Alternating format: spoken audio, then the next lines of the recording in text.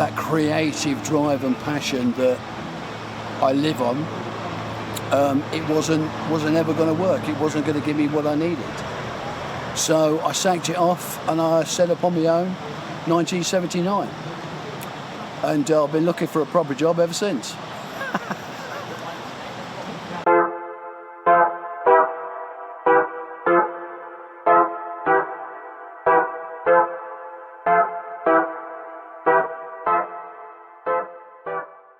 Starts from my dad, really. My dad was a happy hobbyist. We spent a lot of time when I was a little lad, and Dad loved to take pictures. It was a big gig with my family at the time. Everything was documented, and Dad did a lot of home printing, had a home dark room and all that kind of stuff. We used to go down to the little horse field and take some pictures of the horses, the animals, then we'd go back and dev them all up and do small contact prints and all that kind of stuff. But it goes back really, for me, Dad gave me my first camera when I was 8. And that was the first proper camera, which was a Kodak Brownie. My mum and Dad's background was, my mum was a true East Ender, and they met. Dad was a projectionist, cinema projectionist. Mum was an usherette, which is how they met. So film had always been a massive part of my upbringing, and the influences of like film noir, you know, the traditional best films ever made, the British black and whites, propaganda films, John Mills, the war films, that kind of stuff, you know, the kind of Philip Marlowe gigs, that type of stuff was a massive, massive influence on me. Have you got a favourite cover? No, I haven't shot it yet. It's the next one.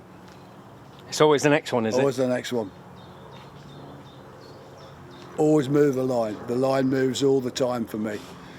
I never reach that place.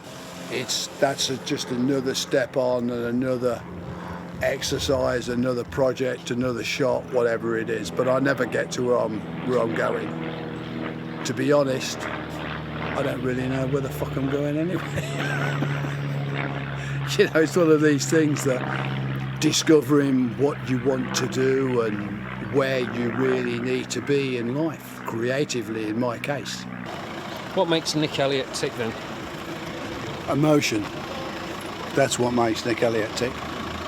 It's the only thing, it's the only fuel that's in my fire. And little strange, really.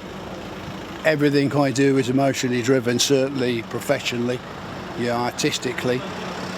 I'm a very deep person, very emotional person, very sexual person, you know, and all these various different emotions that we've all got, they all feature heavily in the work that I'm now doing. So that sums it up really, Andy. To be honest, that's exactly what I'm about. That's what makes it all work, you know, all work. Well, I first met Nick when we went to school together at Stangaround. I think it was comprehensive, but I'm not absolutely certain. It was then, it was. Yeah, that's when we first met. That's when I first met Nick.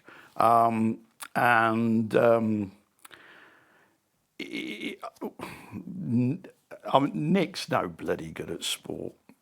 Absolutely no good at it. We used to go cross-country running, but we used to jog round by his mum's.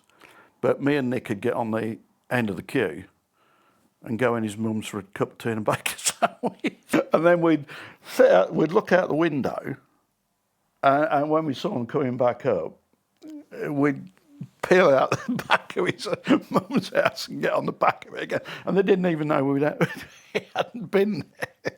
So they'd run they'd probably done, I don't know, 3-4 miles. I don't know what they'd done. Me and Nick had had a cup of tea. When he was a teenager, he used to like his pop music and in the bedroom. No earphones in those days, so you know it was. We all shared the music. I've never forgot where I come from, and I come from 51. Okay. You know, that's where I come from. Fair enough, isn't it? Stangaround, East End. It's nice that you're grounded, isn't it, as well? Well, I suppose some people Yeah. That's they important to probably me, forget, gents. It's you know, important not- to me. It is, you know, the people, because even you two, you know, it's gone to make me the person that I am today. You don't expect, you don't think of people being rock star artists or whatever it is, photographers, but I think you've done pretty well. Yeah. And to me now, I've taken 1 or 2 photographs of him. He definitely looks like a rock star. There's no doubt about that. No doubt about it. Because, you know, you have neighbours, you have friends, don't you? And I know Scylla was very close to my mum, you know, and that kind of, you know, I mean, I still miss 51. I miss my mum and dad and my family and everything we had here. Best times ever. It was. We went to school together and... Yeah, I suppose you would. Still got the privet. My dad Dad planted that privet. And that is the original sign that my dad put up. Yeah, and the light, and the hanging basket frame. They were Dad's. Stand Ground Academy, they call it now. Oh, I can't remember the year. It would have been the early 70s. And he was at that school. He hated that school. I think he was kicked out of there. You'll have to ask him that. That's when I first met Nick. And we were into motorbikes at the time. And he had a Honda. And I wasn't old enough to ride a motorbike, so I used to go on the back of his motorbike. And then as soon as I was 17, I got a GT250, all these famous names, and any excuse to get out and ride your motorbike, preferably flat out, and that was the way to do it. You live here? I was born and raised here. Wow. This was my family home. Wow. I made that bugger. All right. I made that at school. I made that at school. No. Holy shit, I remember all this. I used to train there. I used to do weights, catastatics, isometrics on this hill when I was swimming. For God's sakes, man, this is fantastic. What an experience. Fucking small, isn't it? I never realised how small it was. Bed was here, stereo was here, speakers. Lots of speakers. Jesus, this is wonderful, absolutely wonderful. I'm Nick's younger brother. Is that much to his disgust? Is it? No, not really. I mean, we're pretty close. You know, there's just a couple of years and a little bit between us, so not much really. We grew up almost being twins, really, in so many different ways. When I think of Nick, you know, there are some traits that you see now that were starting to establish in his very formative years. You know, things like creativity. He was always a fantastic drawer, and they're things that, you know, we try to do together, but my drawing abilities really were limited to stickmen and that sort of stuff. But, you know, he was a really, really good artist, illustrator particularly. You can never open the bloody window. These are obviously replacement windows, but you can never open it. You could never open the original one. Fucking hell, it's great, man. It's absolutely great. First dark room in here. First dark room. What, in the bathroom? In the bathroom. Dad set up. Dad used to have enlarger was over here, and then we used to wash all the prints underneath the enlarger. We did all their prints and stuff. It was done here, and then we eventually he moved it to here, which was my brother's room, and then Gary moved it smaller than what I remember. Fucking hell. He's always been, you know, in a way, a bit of a maverick in a sense. You know, one of the benefits of being the youngest brother is you don't have to break new ground, and a real sort of bone of contention at home when we were growing up was, anything with 2 wheels was just vetoed. But, based upon good reasons of a parent, that it was all about safety. But Nick was the first one to break cover with his first motorcycle, and I'll never forget it. We'd had some discussions at home and all that sort of stuff, and it was still a pretty stern line from our parents, particularly from my mum. And rather than, I guess he could see that he wasn't going to win this battle. Therefore, he needed to take alternative steps, really. So he went out and bought a bike, and he didn't tell them. And I'll never forget, we couldn't ride it home. We had to push it from a local sort of area called Yaxley, which was, it's a good couple of miles home. And we pushed it in the black of night all the way home from Yaxley. And he parked it outside the back door. We went in, he never said anything, and he just waited for the explosion the following morning. That was typical of him, both about being really, really focused, knowing what the end game is, prepared for the fact there was going to be some shit on the journey, but actually, if you held your nerve and you got there, it was worth it. Next feelings? Oh, God, man. The memories that are here, the memories that we're here, that's obviously still here, but, this is where it happened, man. This was it. This is where it all happened. Everything started here, 51. Everything. Without this, I wouldn't be the person I am today. Nowhere near.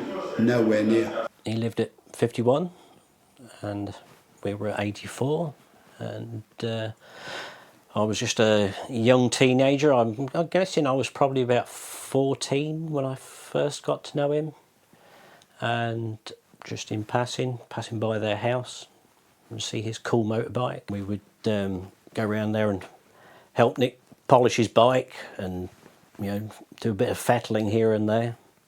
Fettling? Yeah, a bit of fettling, but a little bit of work, tighten the chain, blow up the tyres, whatever needed doing, really. We were glad to help him.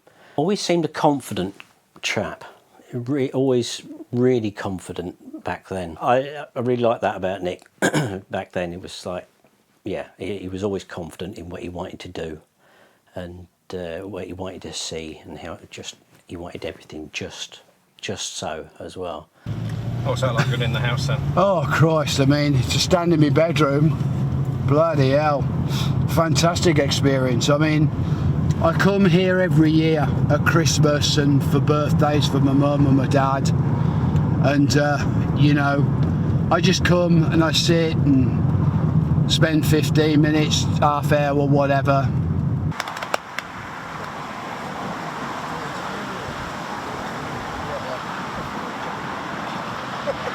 Former pupil, and he said, when? And I said, now that's a good question. I said it would have to be late 60s, late 60s. 71 I left. 71, yeah. I wasn't far off then. Yeah, left 71, went straight to the ET. The things I remember about you, Nick, when you were at the ET, 1, bubbly character. Right. 2, smart dress, right. Unlike us. 3, and you had other interests outside of what was the sort of newspaper work, yeah. Right. Yeah. Well, that's... And you had a catchphrase. You always say, catch you later. I still say that. Oh, you do? I still say that. I remember that, yeah. Tiny little bit of light. Bit of light underneath your... That's it, yeah. Okay. Dave Roberts and Ken Willis. I don't know whether you remember. Yeah, I remember them. Ken Willis. Yeah. Well, sorry, John's on the outside and he shoulder charged Ken Willis, who shoulder charged Dave Roberts, who shoulder charged me, and I went straight through this shop window.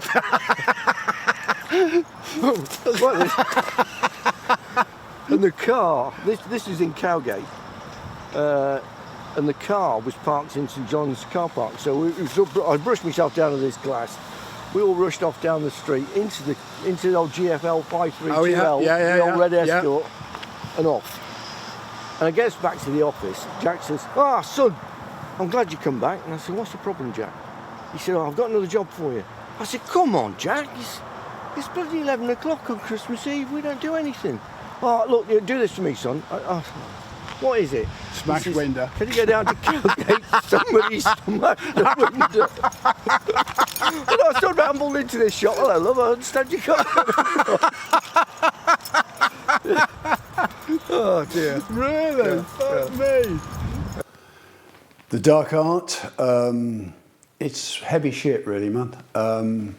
The reason why I say that is because the awareness that I've kind of come to receive on the back of this whole thing has been a lifetime experience, in all honesty. I'm a pretty troubled soul, really, me. I've been a troubled soul all my life. I live in two places. My head, you know, is two people. And I've had these issues for literally all my life, what I can remember. I never really knew what it was about. I've always been kind of restless, very unhappy, not with my childhood or any of that, but I was, you know, a troubled youth, always spending time concentrating on actually making a mark, moving things and you know, a legacy, which is massively important to me. And the realisation of this came really 28 years ago when I lost my poor mum. A situation that I never got over, an experience, and still haven't done to this day. And then that kind of escalated into another issue that occurred when I lost my poor son. And then, well, coming up nearly 5 years ago, I lost my poor dad. And my family was such a tight unit. The loss of my mum just took a massive part out of that unit. And my dad finally finished it. And then 5 years ago, my loving wife of 29 years decided she wanted to fuck off with somebody else. And that was really the kind of pinnacle of the whole thing. That just sent me into a place that words can't describe. The priority in those days was actually motorbikes first, beer second, I mean. Women came in third, but they were there. But it was all about motorbikes and having fun. And within that was the camaraderie. Tremendous camaraderie. That was the fun part of it. And we would all help each other out and give each other nicknames. Nick's nickname, Slick. Slick Elliott, that's what we call him. We used to call him Slick because of slick motorbike tyres, and it rhymed obviously with Nick. Slick, and then with those Pete Mindham mudslide shades, yeah. It was all fun and great memories. These sort of things you remember of what we used to do in our teenage years. Yeah. In between the fights, in between falling off motorbikes, having crashes, which we did do, and scrapes with the law. There used to be a couple of hockey goals over there, right over the far side. And one of our pals, Frank by name, used to live in one of the houses that backed onto the school field. So, and we weren't supposed to play in the hockey goals because it used to break them. But there used to be about 8 of us over there all playing. And particularly in the evenings when the school teachers were still here, they'd come out, and if any of us who were playing saw the teachers coming out of usually the sports area, which was here, one of us would shout, and then we'd run like Billy-O, jump over the fence and go back into this guy's back garden. But the irony of it was, they knew who we were. I mean, we used to go to the school, so the next day you'd still get a bollocking in the morning anyways, because they saw you playing on the school field.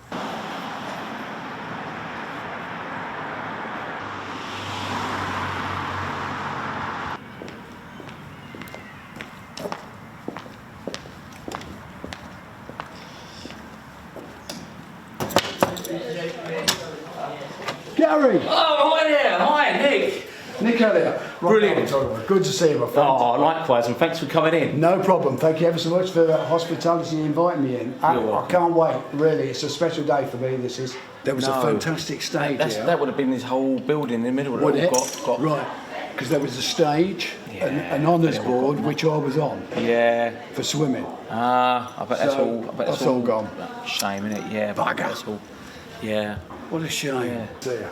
Yeah, you don't look any older. I feel it. I feel it. Do you know what I'm saying? Tell you how I feel. You know. No, I know. I've been saying, yeah. I do, man. Yeah. It was kicking.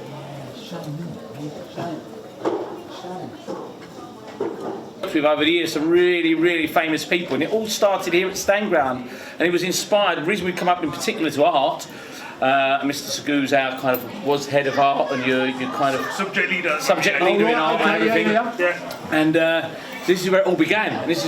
So his teacher inspired Nick to sort of get into photography and follow this interesting career path. So it all started at school for him.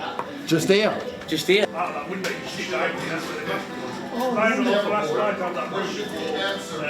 you join in that as well? 10 bits, that's great. Okay, well done.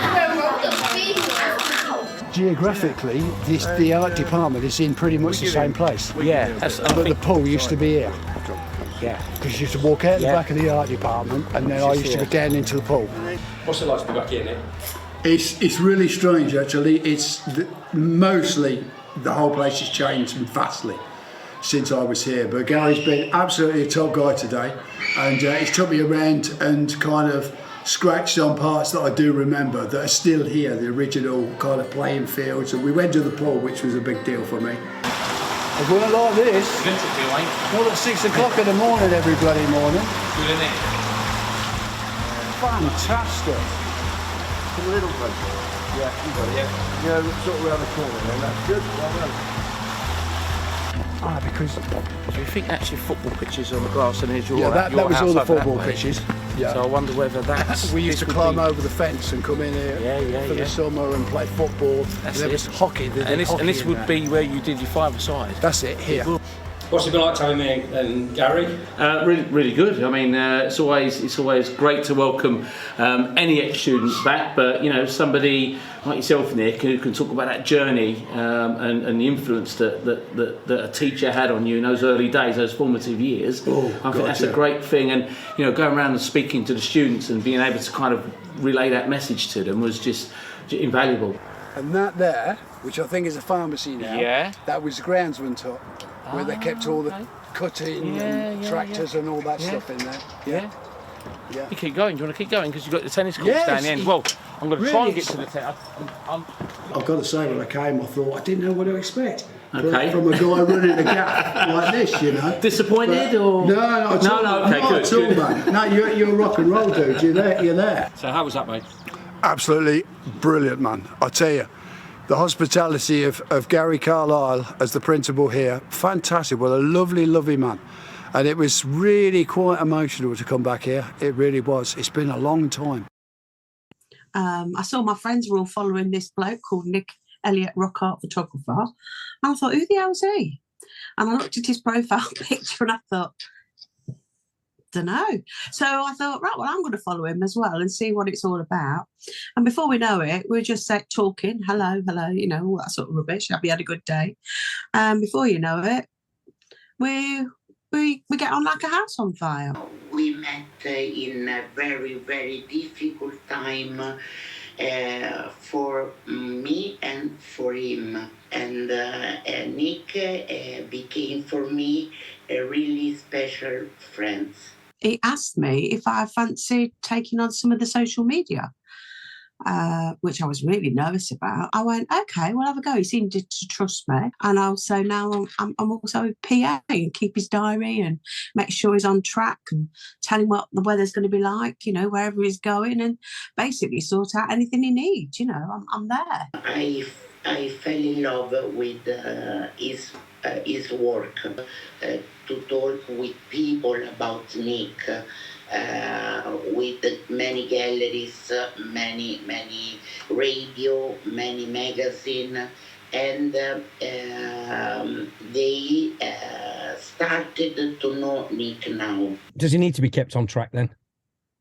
Yeah. Yeah, he does. Yeah, in the nicest possible way. We had a bit of a sliding doors relationship. He'd sent me a friend request on Facebook, and I was for years we just messaged happy birthday to each other, and then one day he was making a chili, told me that he'd made this chili that was really fuck off good, and we started talking about chili. And 3 months later, when the planets all aligned and our schedules permitted, we met for a coffee, which lasted 14 hours, and we were still telling each other our stories. 14-hour coffee. Yeah. Yeah. It was really strange because I accepted his friend request because I used to go to school with his cousin. And I met his mum and dad when I was 11 at Billing Aquadrome, when me and his cousin went away together for a day to Billing. And all of our friends, we all went in the same circles. So I thought I must have known him at some point. And my career started off at EMAP. I used to write for the newspaper, and now I write for him. And I just thought that we knew each other, but we never actually met during our growing up period until 5 years ago.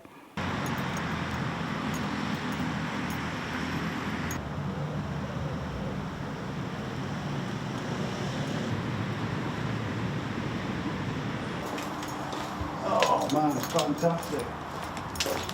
Fantastic. Peterborough Lido, fuck me. Or as it was known then, Peterborough Pool.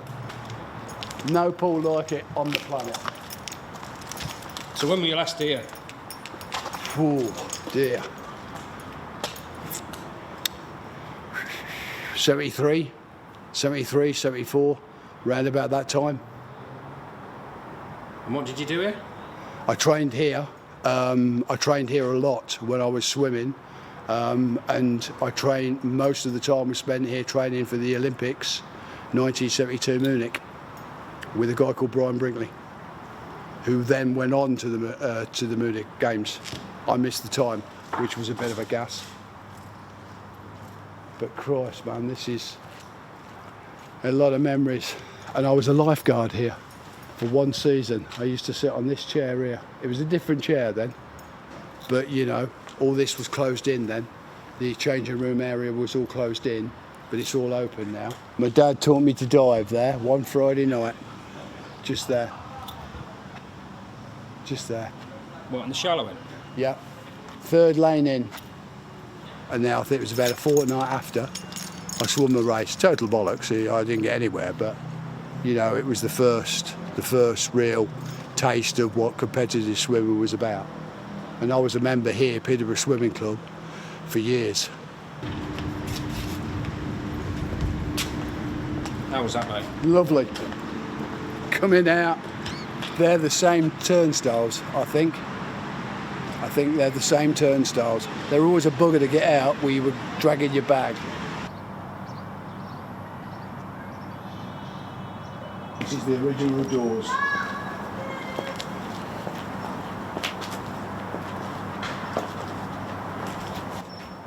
When did you leave here?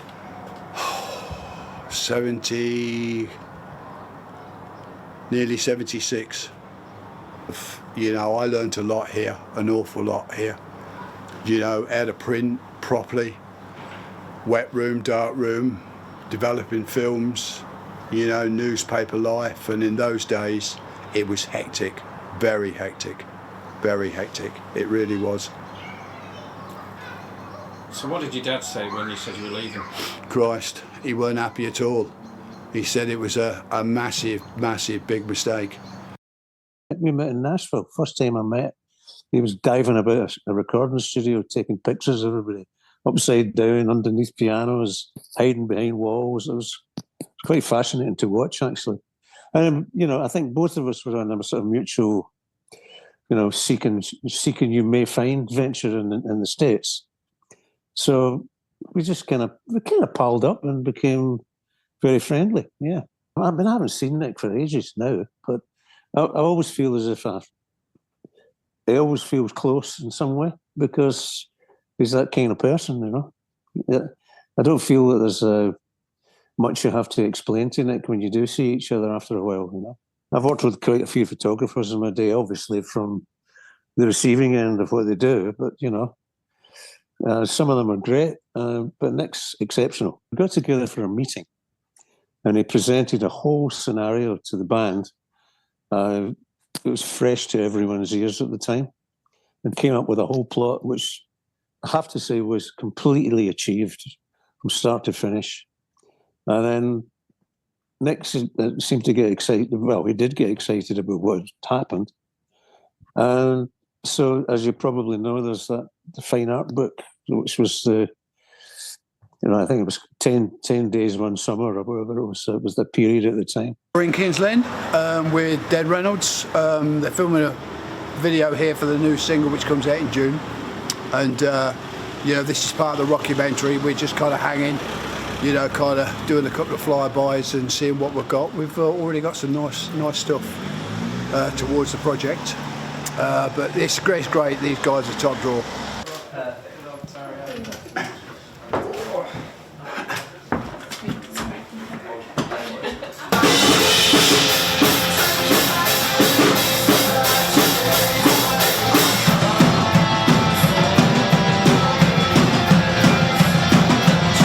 Bit tight in that space there. It's a little bit tight in that room, a bit social, made a few new friends, but it's not too bad, really.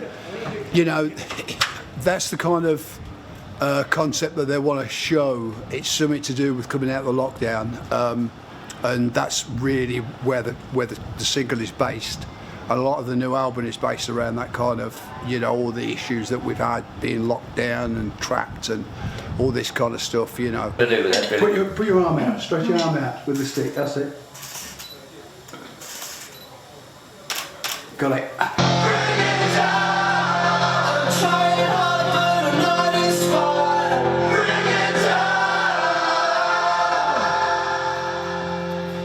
But I mean, it would take probably about 18 months to shoot the thing. It's not a quick process to do it. And it's covering off basically their lives, the five guys' lives, what that involves, people around them, families, etc., how they chill, spend time, and obviously work and recording. It covers the whole thing off.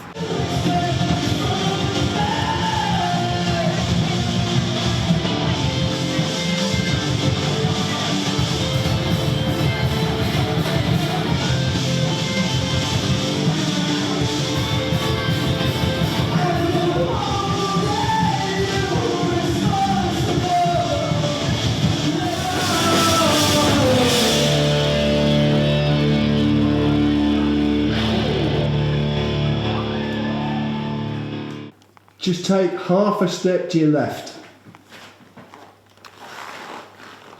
That's it. When you're ready. Just looking at the minute. Okay. Turn and come back to me. Got two projects that I'm working on at the minute. I call them Documentaries, and basically they're a photographic documentation of the man, the artist, his craft and his work, and showing the side to this particular artist that nobody ever sees.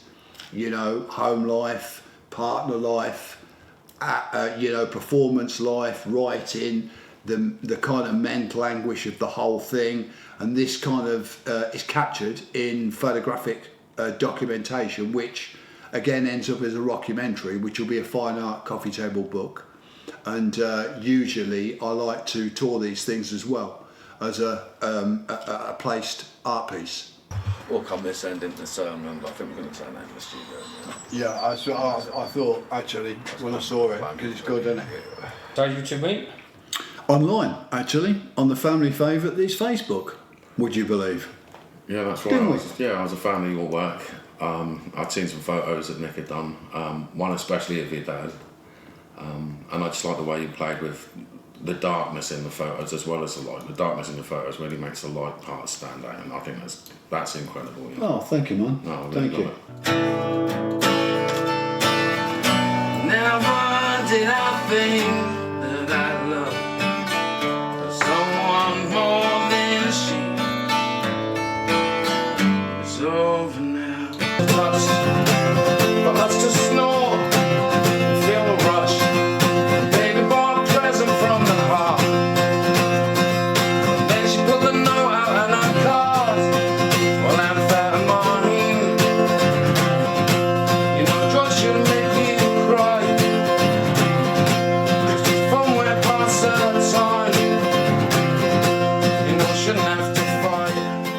I do write generally all the time. I come up with 2 or 3 songs a day. So I'm quite prolific, so I like the fact that Nick's book shows that side of me as a person rather than just a performer, if you know what I mean. Me a bit, that's better. And the right one? No, just keep, that's it. And just move your right shoulder into the window a bit. Just kind of lay on here, as if you're having a snooze. All right. Face, knee towards the door. All right, cool. All right. So just get yourself comfy. If I see something dark, I mean, I feel like I have to write it. Yeah. I kind of, it does feel like it's part of the process. Yeah. No, I can relate very much to that. Is that important to you then, Nick? The sort of the dark side of God, yeah. what you produce? Well, you see, all my work is created from emotion. Obviously there's a technical side to it, which obviously you have to be able to, kind of master that. But really, everything I shoot comes from within.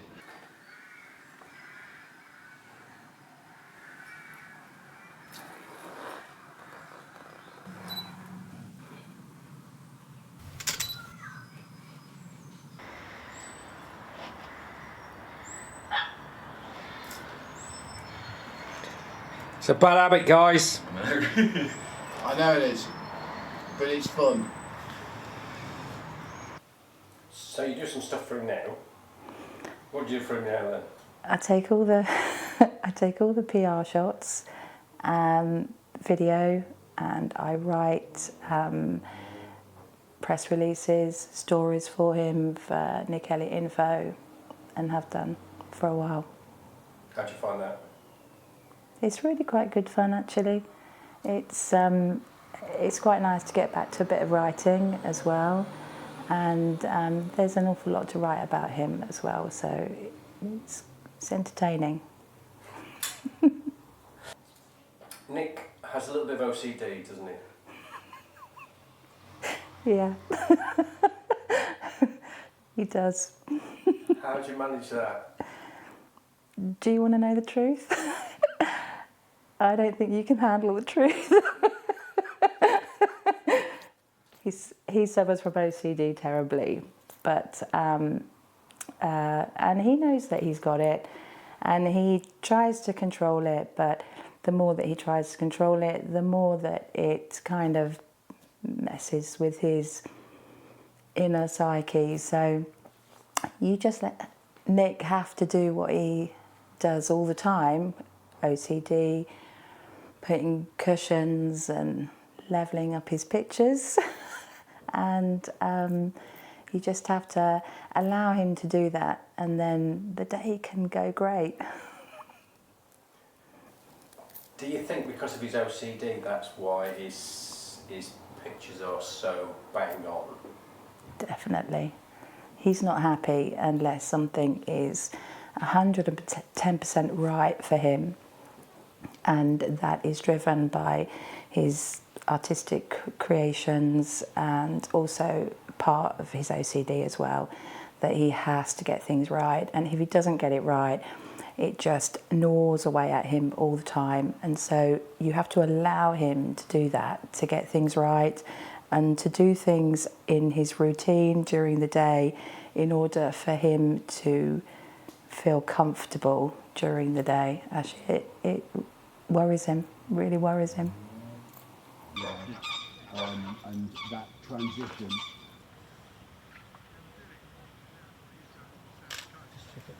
I mean, I kind of made, again, the conscious, decision that this had to be done it was literally a thing that I needed to tick that box before the end came. So I'm still very much involved in the music business, but it's even more kind of avant-garde and bespoke than it was before. And I call this my Ziggy years.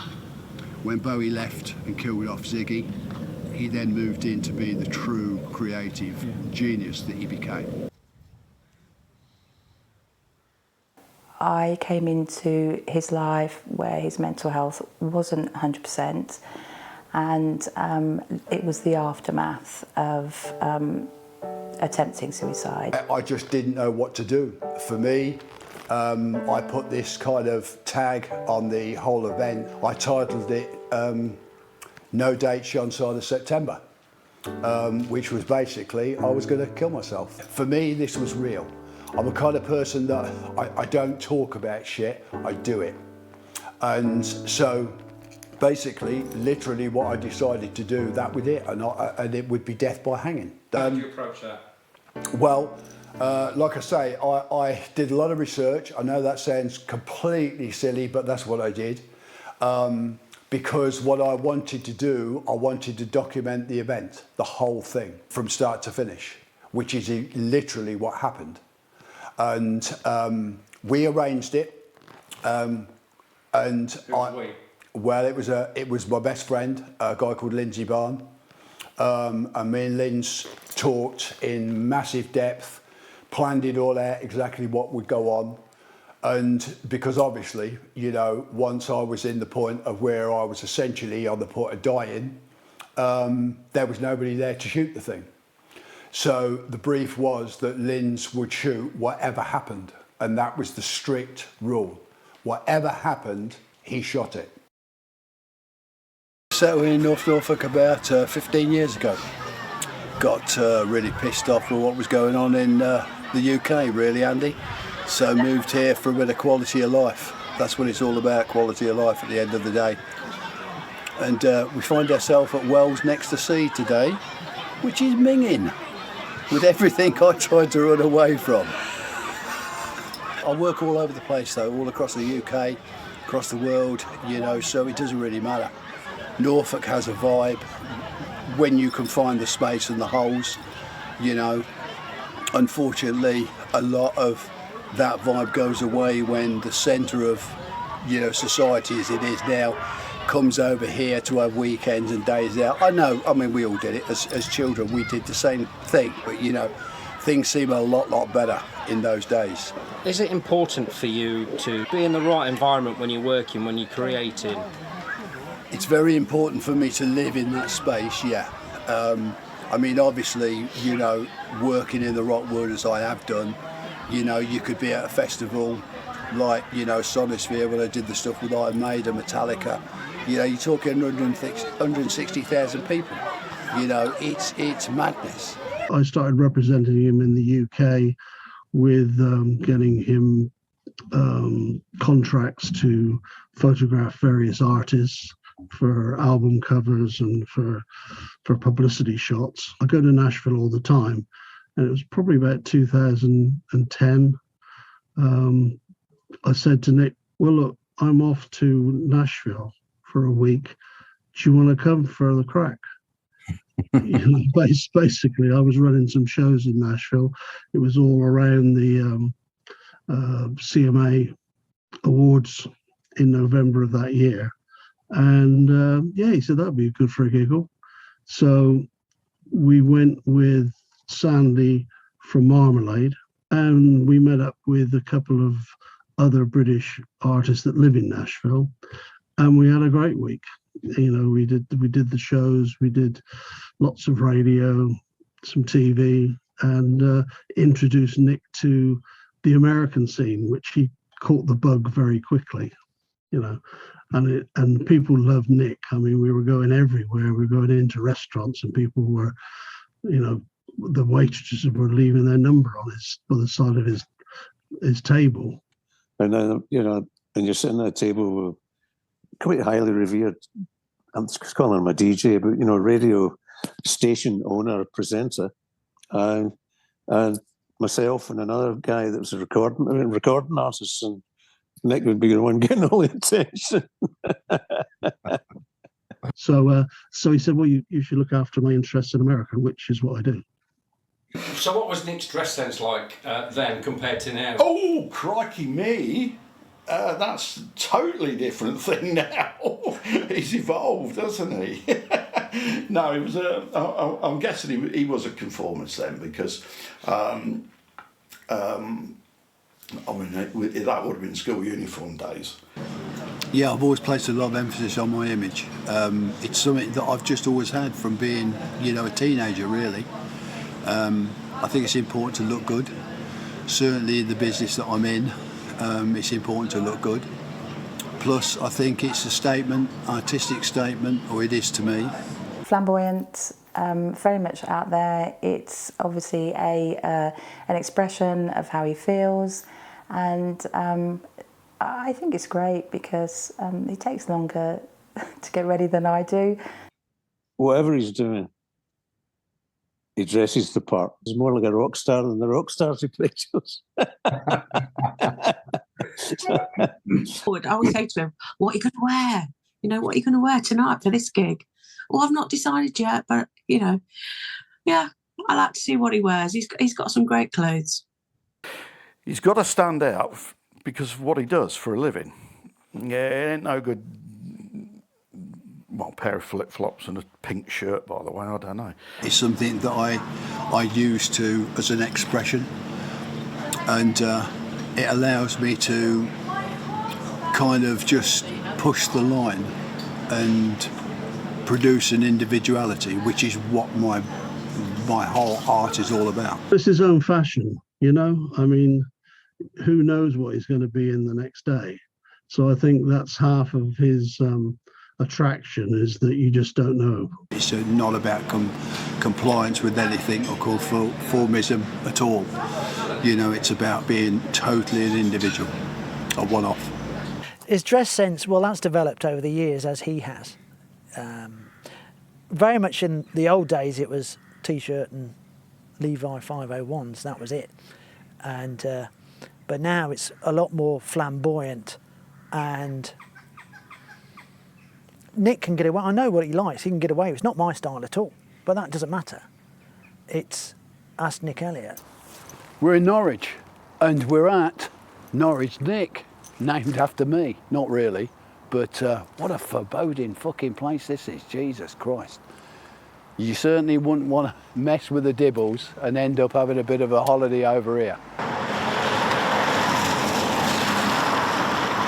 With the Christopher Levi. 1886 on the wall, so bloody hell, I bet it was a mean place in 1886. Really. So when are you going to give up smoking? Soon. I started after 20 years, but I'll hit it on the head. I will. I've got COPD, so breathing was an optional extra before I started the cigarettes. Now, good breath once a week, and I've done well. But it's a creative thing. Damp as a hooker's briefs. One of the reasons that I came to move to Norfolk was really Norwich is seriously on the map for music, certainly for my genre. I mean, we've got the venues there, UEA and the waterfront, and I did some stuff with Thin Lizzy here, which they used it as a warm-up gig when I was on tour with those guys. And also Motorhead, I did some stuff here with. A couple of years ago, the legend that is Earl Slick wanted to go shopping, so we went shopping in Norwich, and Norwich really didn't know what day of the week it was when we went shopping, me and Slick. But we went in the Doc Martin shop, which is pretty good actually in Norwich. We walked in, it's got like one door in, one door out, and the whole place just came gathering around because they wanted to know who it was. And they were young people but didn't recognise who Earl Slick was. So it was really good fun. And then we went and had salmon, because he's big time into salmon.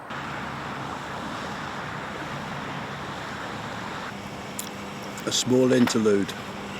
on the Broads on a Wednesday, and it's quite nice. The weather's good, sun's out, it's just come out. It's been bloody cold up until then. But we're here at the, it's the Ferry House. We don't really know where it is, apart from it's on the river, and it's really nice, and we're going to just stop off here and grab a bit of lunch, have a few Tizers, a couple of JDs, and we'll be away. Happy days.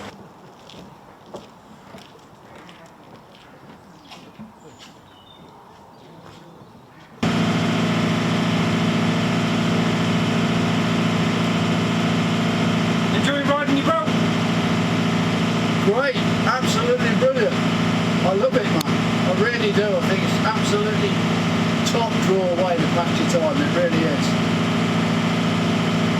I've always been into it, but like I say, never really been able to get near the things and, you know, actually experience what it's all about. I'm hugging the coastline. Or riverbank in this case. Yeah, to Mumford Hall. DMH, to the people that used to regularly come here. I spent many weekends here. Many weekends, seeing bands. And I saw some shows here that literally changed my life. Rory Gallagher 3 times. Yes, Wishbone Ash, the list goes on. And it always played a big part. This was pretty much my weekends, really. We'd be split between London, DMH in Leicester, or Cambridge Court Exchange, and they were the 3 venues that I kind of spent most of my youth, if that's what you want to call it. There's some legendary names here. Hollies, fantastic, man. Not the original band, because a couple of them are dead, which is a bit of a shame, but at the time, in its day, it still is, but in its day, this really was a life-changing venue. Really big part of the history, because I came here to see Yes, which was one of my all-time favourite bands, and we came really early in the morning and sat there for 10 hours in the rain, on and off, waiting to get in to be the first at the front of the stage. That was before you had barriers and safety barriers and mosh pits and all that. You just push straight up against the stage. Let's go and find Rick.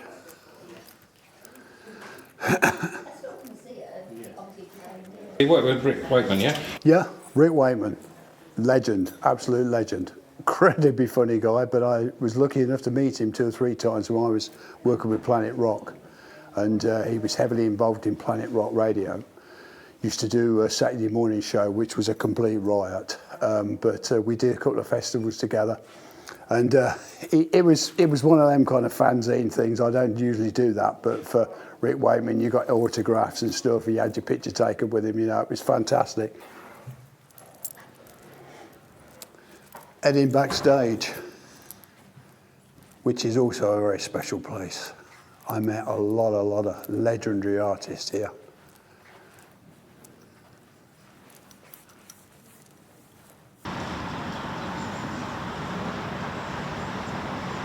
So you sat here with Amy Winehouse? Yeah, I sat here with Amy Winehouse. It was one of the Summer Sunday festivals, and we talked about the moon. Don't know why. This was in the early part of her career, so I think she just released the EP Black, I think it was. We just spent probably about 25 minutes just chatting about the moon and space and all that kind of stuff, which I think at the time she was pretty much into, big time. And then it was pretty much the same location where I sat and had a cup of tea with Chrissie Hynde. Well, I didn't have the tea because I don't drink tea, but she did. And a lot of the guys used to come out here where they were kind of waiting, you know, just kind of kicking back and getting a bit of the vibe, you know, or they'd have a tab or whatever it was, you know. So I used to catch up with a lot of people out here. This place was always so intimate, and this changing room, I think last time I was in here, may have been with Fish.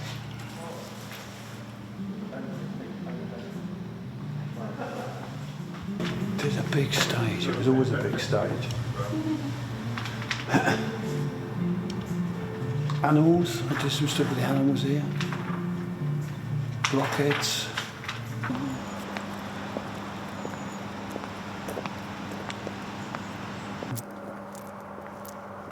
So has it changed much since you... It has a bit. This car park and that wasn't here. And for the Summer Sunday festivals, the main stage was there. and I fulfilled a dream here actually, because one of my favourite bands of all time was Supertramp, and they headlined here 201, and I worked on the tour, and I got a T-shirt from the band, which I've still got to this day, and that was a serious feather in the cap for me. It was.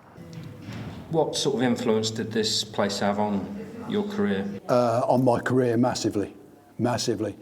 One of the first kind of big commercial music gigs that I had was here, and was commissioned by DMH, by a guy called Mark Merrifield, actually, fantastic lad, who was marketing guy here, and that was for a Judy Zoot show, and that was the first show that I shot here, and that was commissioned by DMH. So really, I'd probably credit this place to being one of the very first places that started me, certainly on the live stuff. It was really de Montpador. So we planned it, we put it together. It was done in my matrimonial home because I thought it was the place where it needed to be, and that's where I lived at the time, because for me, that's where it all stopped. It all came to an end there one Sunday, early November, and we did the whole thing. Right the way from documenting from the start to the finish, my last meal, notes, various notes that I left. Not suicide notes, but they were things that I needed to say. So were you intending to kill yourself? Oh, categorically, man, categorically. There was no way back. It was the end of the line for Nick Elliott. But you see, I didn't give a fuck. I really didn't give a fuck.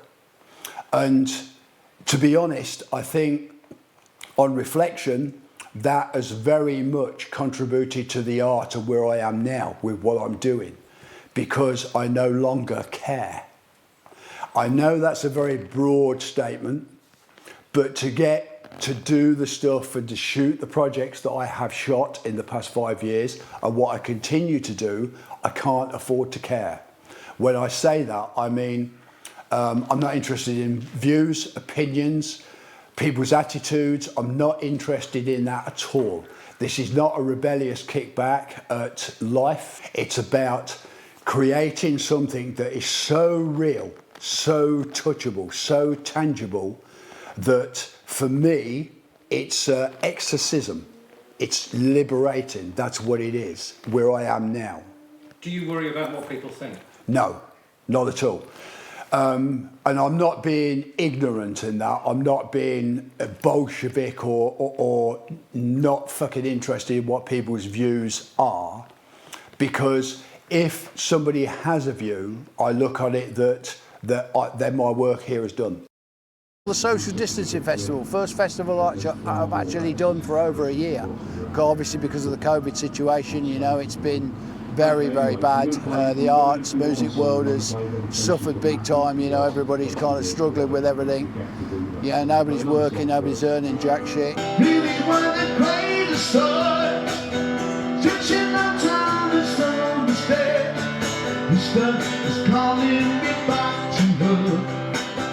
This one I got invited to because there was a couple of bands on over the weekend that I'm possibly doing some rockumentary projects with. And this one was basically put together in 6 weeks. It's a festival called the Social Distancing Festival in Norfolk. It's put on by a good friend of mine called Tristan Finnis, who really kind of, he's heavily involved in the Festival 2 shows that they do every year.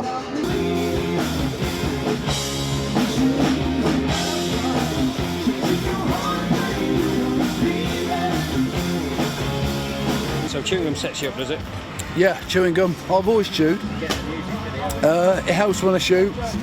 Just makes you think, you know, because it's a bit of a zone when you get inside there, doing your shit, you know. And it just helps things move along in my head. I tend to blank out things a lot when I go in there. When I do a lot of live stuff, you can have a lot of guys in the pit, you know, shooting away. It can be quite horrific, very busy, and not a lot of room. It's all very hectic. I just find that chewing helps. That's what it's about, really. Focus. Focus. Hi guys, Nick Elliott, rock art photographer, and we're in big London town. I'm showing here tonight at the Coppel X Centre. Got a little bit of a private viewing going on for a show that's going to run for the next 10 days here in Piccadilly. So if you can make the show, that'd be really good. Come along, see what I do, and let's make some art. They might undress themselves publicly, but stay as that person. I've still got the portfolio. I've got all the test shots that I bought from you, all of that. And but if it wasn't for him, I wouldn't have just evolved into, you know, it's almost a dichotomy: the fucking pirate and the alcoholic. Lindsay took really pretty much a back seat. He literally just shot the whole thing when I told him to shoot it. And I went through the process of what my last day was, exactly what it was. So that would be breakfast, cup of coffee, you know, that kind of thing. Pacing up and down, and then the particular way which you put the rope over the door. It was fixed like yon side of the door, opposite side to where I intended on hanging myself. It had to be fixed around the handle. I went into the room on my own, put the rope around my neck, and I'm naked because I wanted to take it right back to the day that I came into life. I was going to go out under the same circs. And then Linz came in, and literally, as I said, the brief was, Linz, you shoot it. Shoot whatever it was. Whatever happens from now on. I put the rope around my neck, I sat on the stool, and then literally I just dropped off the side of the stool, and that was it.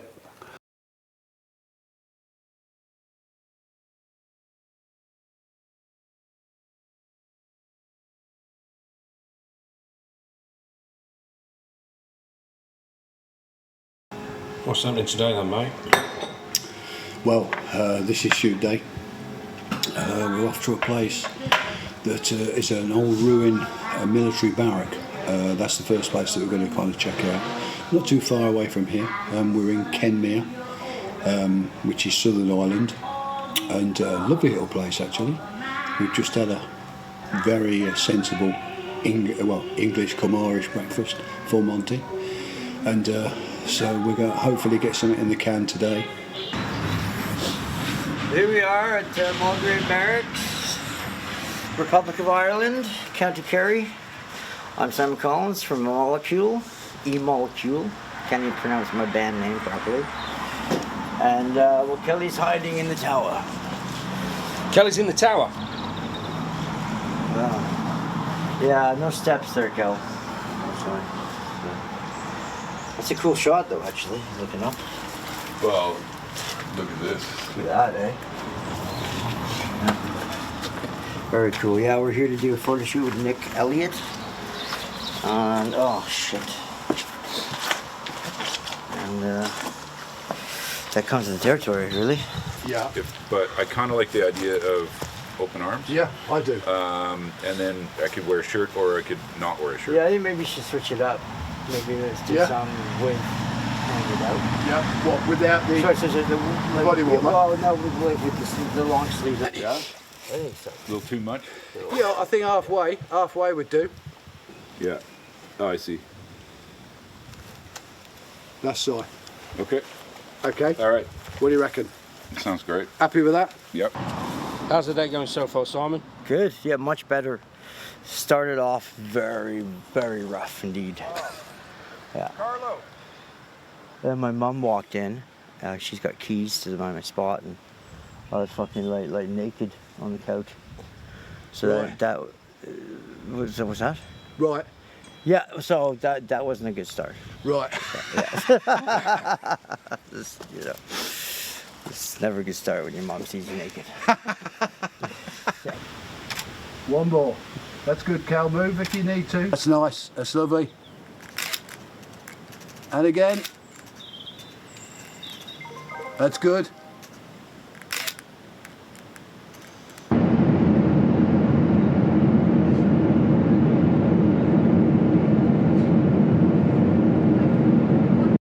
it seemed to be very quick from literally saying, Linz, shoot the fucker, shoot it, whatever.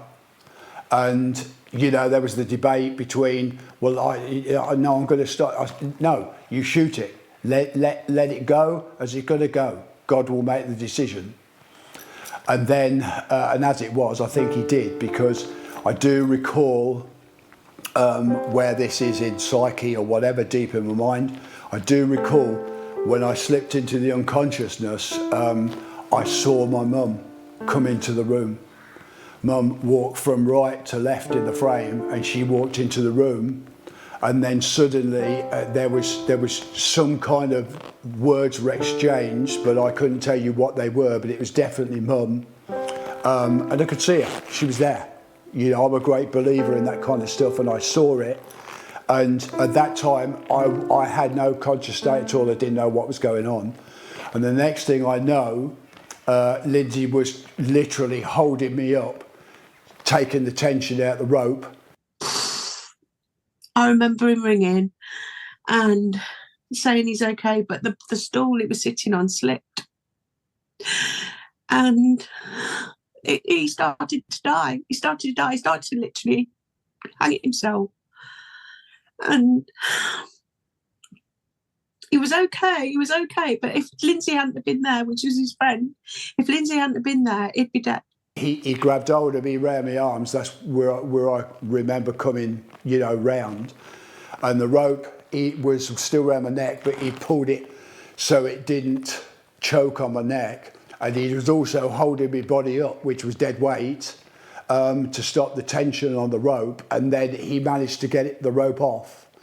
And I just literally fell to the floor. I was in a right state. So did Lindsay decide not to let it happen? Yes, yeah. Lynn's made that decision, which that's a strange one, because the brief was, let it happen.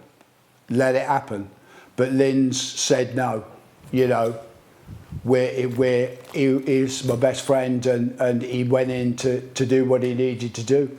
And without a doubt, Lindsay Barnes saved my life. There's no question about it. I came into his life where his mental health wasn't 100%, and it was the aftermath of attempting suicide, and it was picking through his brains and picking through all of his feelings and emotions and spiritual feelings, picking through all those and trying to make sense of everything that happened in his life, even as a child, growing up, in his marriage, and then where he was now, and then just trying to help him make sense of all that.